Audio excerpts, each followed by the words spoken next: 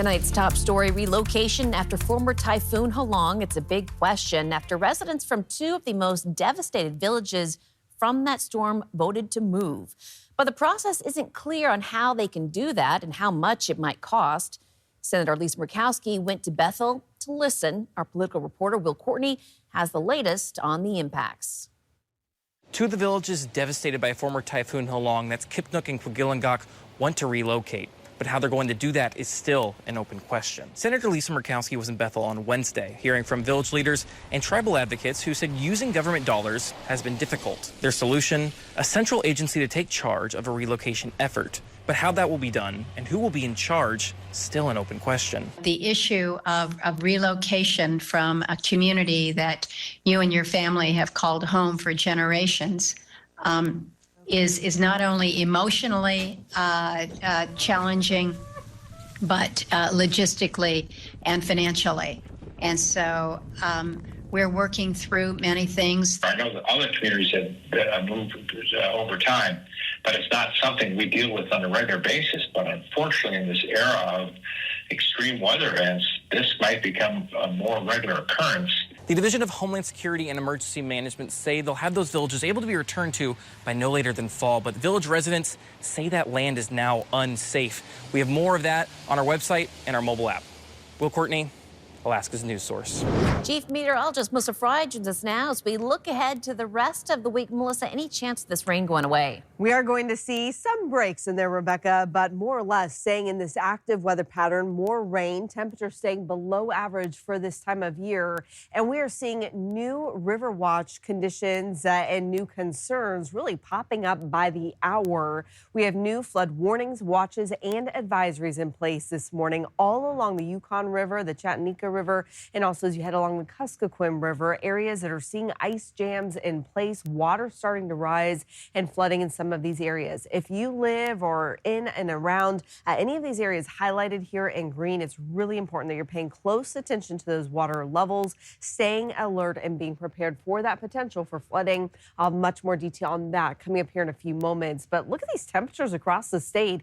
We have mid-40s from Anchorage to Juneau to Fairbanks. We have some wet roads, some wet cameras in Anchorage and Fairbanks, even getting some fresh snow on the ground today, especially in the higher elevations. The camera down at the moment, so you have to take my word for it. But the radar sure showing those active weather conditions with some pockets of heavy rain moving just north and west of Hope into the Anchorage Bowl, north into the valley as well. Even snow coming down in the higher elevations of the Talkeetna Mountains and pushing north into the Alaska Range overnight tonight. So do be prepared for those showers across South Central. Get a bit more of a break in the second half of the day tomorrow. You can see those temperatures tonight. They stay in those upper 30s, and then we'll get back into those mid 40s in the afternoon. A few sun breaks, Rebecca.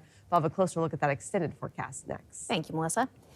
New tonight, the Anchorage musician accused in an officer-involved shooting has now been arraigned in 3 separate cases after delays tied to his hospital recovery. 30-year-old Marcus Mewborn is charged in an April 15th shooting in Midtown Anchorage. Police say he fired at officers responding to a stolen vehicle call near Spenard Road. Now, one shot hit K-9 officer Kiska, who lost a toe. Mewborn faces 3 counts of first-degree attempted murder in that case and was also arraigned in separate child sex abuse and weapons cases. Court records show he can also ask for a joint bail hearing to address his 3 cases together. An animal cruelty case against a woman in the valley was back in court today. The grand jury has returned an indictment against you. Misty Reeder was on the phone today, and the courtroom was busy. You'll remember she's charged with 24 felony counts of animal cruelty. The case drew outrage across Alaska after authorities found 23 dead dogs on a Matsu property last month. Now, one of the 2 dogs survived, found at the Caswell Lakes property, is now in Fairbanks for care.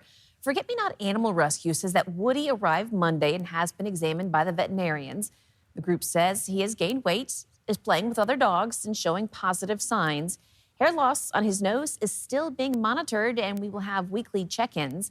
Group declined an interview. Well, we may be ready for the long summer days, but there is a positive to our wet weather. Lauren Maxwell tells us it may be keeping wildfires at bay. Cold and rainy has been the forecast for most of South Central this spring.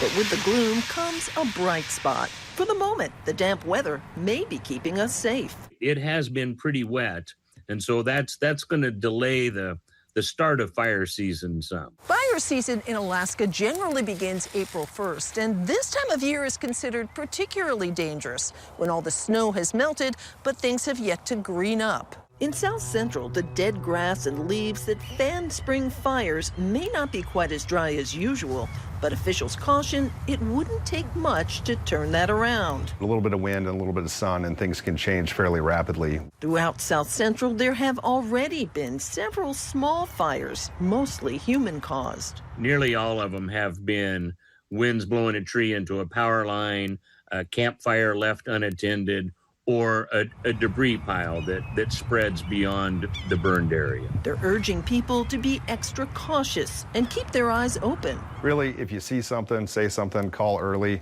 if you see smoke in the area. Because it won't be long before the fire season truly is in full swing. Lauren Maxwell, Alaska's news source. Now, the Anchorage Fire Department is hosting an event this Saturday at Hilltop Ski Area where you can learn about fighting wildfires and also check out some of their latest equipment. Well, they haven't been to Anchorage in nearly a decade, but they're back this August for the Arctic Thunder Open House. That show is on J-Bear. Danny Tompkins tells us who this special guest is and what to expect this year. The sound of power. So it's a lot of stress. And precision. You rehearse and you practice until you can fly that profile in your sleep. If you dream of flying or just want to feel the ground shake, this August, J-Bear has something for you. Blue Angels, F-22 demo, 200,000 people. Colonel Tarnowski says the Blue Angels are back. The last time the Blue Angels were here in Anchorage was in 2016. As we look to celebrate the 250th birthday of America, we thought it was time to bring them back. And Colonel Pulasic says it's not just Blue Angels. So paratroopers jumping in over the airfield, some show of other combat assets that the Army has on the Joint Base. People can expect to see things like this fifth-generation fighter aircraft F-22 Raptor, and the F-22 demonstration team will be flying them over Anchorage. More than a year of planning. Look at that, ladies and gentlemen, right on target. And over 100 people to pull it off. But it's more than a show. Homeland defense starts here in Alaska, given the flyways coming in from across the Pacific, and to have the community's trust in us that they're well taken care of and protected in Alaska and as well as the lower 48. This is where it all started for Colonel Tarnowski. When I was 6 years old, I went to my first air show. In 2014, I got to fly as a performer in an air show, and now to be a part of a hosting team for the Arctic Thunder Open House air show this summer. It really brings it full circle. We're making the fighter pilots and the airlift pilots of the future right here at J-Bear. In August, the skies above Anchorage will belong to some of the best. And for the kids watching from the ground, it might just be the moment that changes everything. Ladies and gentlemen, get your cameras out. Danny Tompkins, Alaska's news source. And Arctic Thunder is August 8th and 9th, and be sure to bring ear protection. Thanks for listening. Click subscribe so you can get the latest podcast from Alaska's news source automatically. And stay up to date with breaking news and in-depth reporting available for free 24/7 with the Alaska's news source app.